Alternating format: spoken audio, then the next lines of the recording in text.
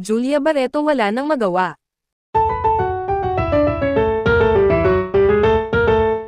Sa wakas, matapos ang mahabang panahon ng pananahimik, pag-iwas sa mga tanong, at mga palihim na bulong-bulungan na paulit-ulit na kumakalat sa social media, tuluyan nang lumantad sina Gerald Anderson at Maha Salvador, sabay na humarap sa publiko at walang takot na inamin na hindi na lamang basta sila muling nag-uusap o nagkakamustahan kundi malinaw na silang dalawa ay muling pinagtagpo ng tadhana sa paraang hindi na nila kayang itanggi o ikubli pa, sapagkat sa bawat larawan nilang magkahawak kamay sa isang charity event, sa bawat video na magkasabay pumasok at lumabas ng isang sikretong rest house na sila lamang ang may alam, at sa bawat salita ni Maha na buong tapang na sinabing, tama na ang tago, sapat na ang pananahimik, ito na kami, lalong bumigat ang dibdib ni Julia Barreto na sa mga sandaling iyon ay walang nagawa kundi ang panoorin mula sa malayo ang isang tagpong minsan ay siya ang bida, sapagkat para kay Julia, masakit mang aminin pero wala na siyang magawa kundi tanggapin na ang lalaking buong akala niya'y kakapit sa kanya sa kabila ng lahat ay tuluyan na palang piniling bumalik sa taong minsan nang naging parte ng kanyang nakaraan,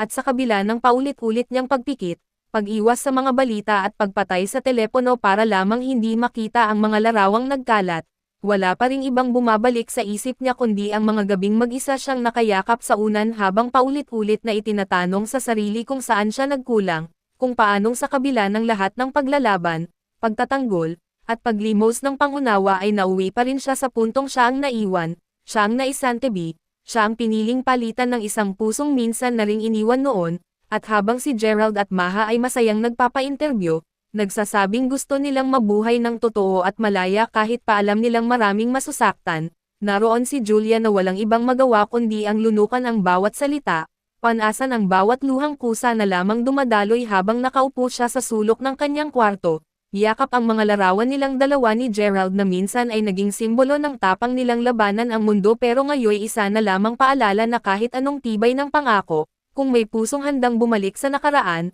mawawala at mawawala ka pa rin sa dulo, at sa bawat segundo ng kanyang pananahimik, habang pinagmamasdan ng buong bansa ang bagong tambalang muling nabuo, walang ibang nasasambit si Julia kundi ang mahigpit na dasal na sana balang araw, sa gitna ng lahat ng ito, ay mahanap niya ang lakas na buuin muli ang sarili, sapagkat ngayong lumantad na sina Gerald at Maha, wala na siyang ibang magagawa kundi ang tanggapin na hindi lahat ng laban ay dapat ipaglaban, at may mga taong kahit minahal mo ng buo ay kaya ka pa ring talikuran sa oras na may mas piliin silang yakapin muli kahit alam nilang sa bawat pagyakap nila ay may isang pusong tuluyang nabasag at naiwanang walang nagawa kundi ang humikbi sa dilim, tahimik na inuusal ang mga salitang sana balang araw ay bumangon din siya at sana, sa susunod, ay siya naman ang piliin.